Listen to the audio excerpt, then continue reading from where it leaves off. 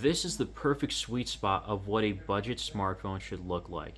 This has a little bit of everything from the screen itself to the cameras being good, being able to play games, you name it. Throw whatever at it, it does a good job. As highly requested, today I'll be checking out the Samsung Galaxy A15. Now, this one is the international version. I'm not sure if you can tell from this sticker here, but this is in Spanish. And then on the back, there's a little bit more. This one was sold, I got it on Amazon, and it was sold by Wireless Place. I'm hoping this is a new one because they also included a case with it, which is kind of surprising. But I did buy this new, as mentioned on the bottom here, so I'm assuming that's the case here. The box has one seal on top and one seal on the bottom. This one looks open, but that's pretty normal from what I've seen. All right, so in the box, we're introduced with some Samsung stuff. It should be pretty bare bones and basic. You got a quick start guide, user guide, and then a USB-C to USB-C cable here. There's the phone itself, and then a SIM pin. This is some really sophisticated packaging. That's where they cut the costs here for this phone. This one I have is in mint blue, and wow, I guess it does look more blue. In some other videos, it looked more white, but I guess it depends on the angle. Just straightforward, it does feel like a mint blue. Yeah, it looks nice, that's for sure. There's the 3 cameras on the back, the flash on top. It looks like a really small flash, though. The volume keys on the right side, along with the fingerprint. On the bottom, what is that, a speaker grill? Oh my gosh, that's really bad, if that's the case. I really hope not, but we'll see how the sound is and everything. USB-C port. Is that a 3.5 millimeter headphone jack? I hope they keep running with that because, I don't know, it's becoming more and more rare these days. Then there's the micro SD card slot, or SIM pin, I should say, to get to. So here it is, SIM 1 and SIM 2. Also, this can be used as a micro SD card slot. And then there's that good old notch from like years ago that they're still using. I personally don't mind, but some people are sick of the look. Really quick, here's the case for this.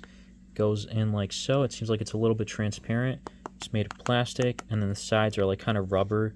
It feels soft, but it's like made of plastic too. And this should essentially last, or it can handle some drops and prevent like scratches or whatever on the back of the tablet, or not tablet, but smartphone, as well as this ring that moves around. This is great for holding it in place, holding it in your hand. It can be used as a kickstand. Oh, maybe not that way, but hopefully landscape at least.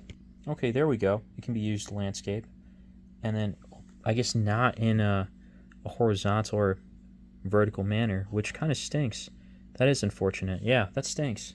It's also interesting they have their name placed on here. It's kind of like advertising their own thing. And then I can also kind of see the blue on the back, so it's not bad overall. It's got a soft feel.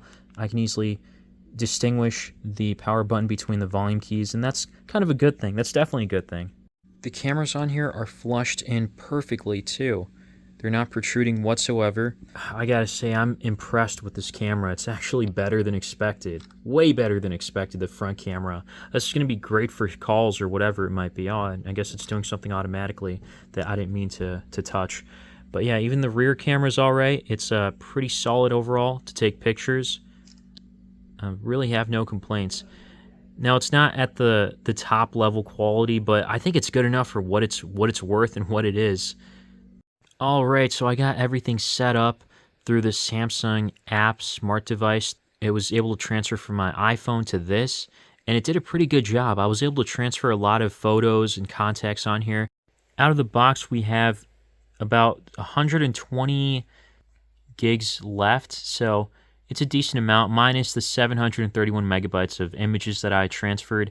And what's interesting here is that apparently the unused apps can be uninstalled, which are like the Samsung Internet, Samsung Notes. So the Samsung bloatware can be uninstalled. That's pretty nice. I know it's not really bloatware because it is Samsung's phone, but I kind of call it that because I'm never going to use like Samsung's Internet. So let me just try to uninstall that really quickly and see if that stays uninstalled or will it install back again. And also, while we're at that, I did want to mention that this screen is pretty nice. It's an AMOLED display. It has up to 800 nits, so it gets relatively bright. I'm not sure if this is enough to use outside in sunlight, but it should be able to in some sunlight, not direct sunlight.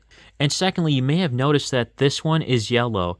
I didn't pull a magic trick or anything. I actually got this changed from the light blue or mint blue to yellow, and this is kind of more of a, it's kind of like a lime green, yellowish type of look.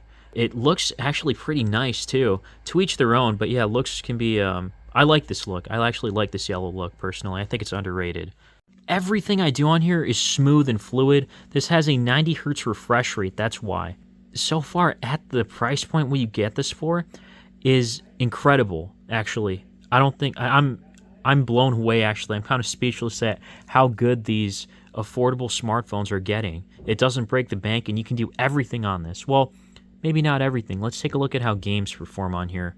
Before that, just going to CPU-Z, the model is MT6789V/CD. I've never heard of that CPU before, but the GPU is an ARM Mali G57MC2. So nothing too crazy there, but it should be able to handle some form of gaming here. First game here is RuneScape, and overall it's not RuneScape but Roblox, and it seems to be running pretty well here. No issues whatsoever. Not really much lag at all this time around. So sometimes I'll notice like frame rate drops or freezes. There are some like hiccups here and there, but it's performing smoother than what I've seen on this GPU. So this is a good sign.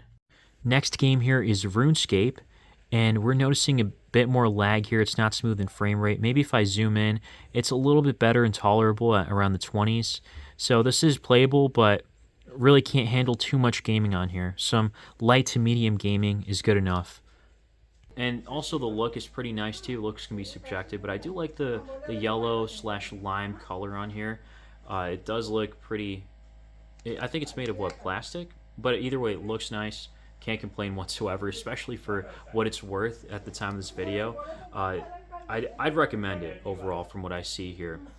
So let me know what you guys think. Would you be picking this up? Especially if it goes on sale during Black Friday in December. I think that's a great time to check this out. I'll be making an update video on this, so stay tuned for that. And as always, guys, thanks for watching.